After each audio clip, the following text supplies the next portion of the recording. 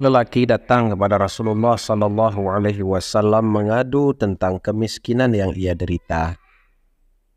Dia berkata, "Ya Rasulullah, inna dunya tastakbiruni." Wahai Rasulullah, sesungguhnya dunia telah membelakangiku. Artinya aku mempunyai kehidupan yang sempit di dunia. Rezekiku seret kurang. Saat itu Rasulullah sallallahu alaihi wasallam menjawab dengan sebuah pertanyaan. Aina anta min tasbihil malaikah? Di mana engkau dengan tasbih malaikat? Artinya apakah engkau pernah membaca tasbih malaikat? Kenapa engkau belum membacanya? Lelaki itu menjawab, "Ya Rasulullah, ajari aku tentang tasbih malaikat itu." Kata Rasulullah sallallahu alaihi wasallam mengajari lelaki tersebut tentang bacaan tasbih malaikat yang berbunyi Subhanallah wa bihamdihi subhanallahil azim astaghfirullah. Jadi tasbih malaikat ini, kata Rasulullah sallallahu alaihi wasallam, merupakan tasbih yang diucapkan oleh malaikat, dan dengan sebab tasbih itu mereka itu diberikan rezeki oleh Allah Ta'ala.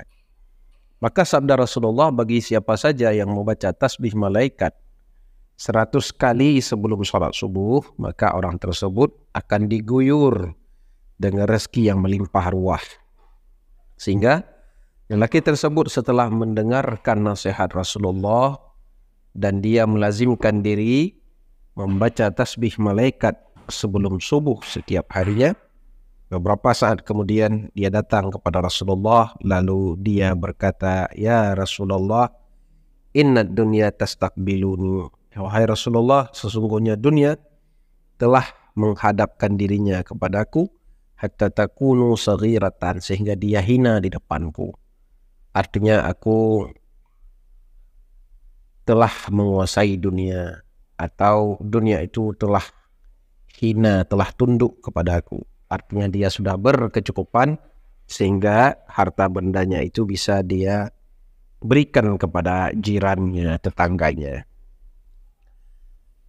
Tasbih malaikat ini yang telah diajarkan oleh Rasulullah juga diajarkan oleh Abu Bakar kepada anaknya, juga diajarkan oleh Aisyah radhiyallahu anha yang merupakan istri Rasulullah kepada sahabat-sahabat yang lain.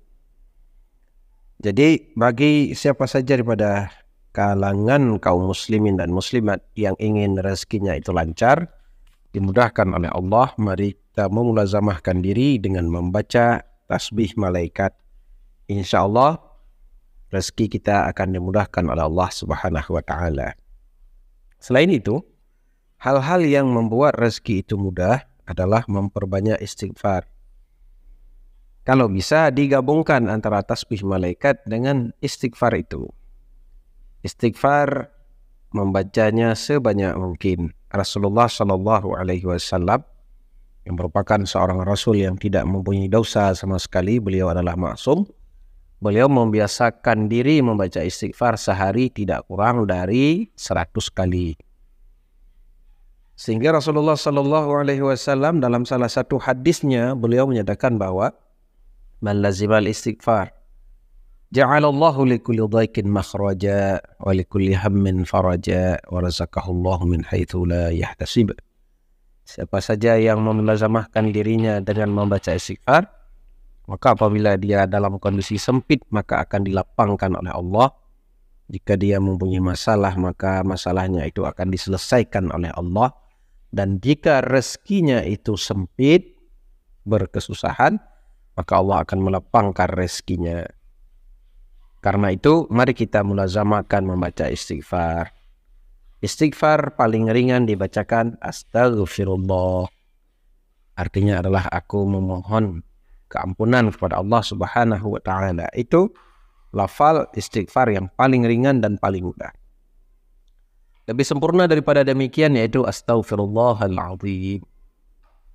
Lebih sempurna daripada itu astaghfirullahaladzim alladzi la ilaha illa huwal hayyal qayyum wa atubu ilaih.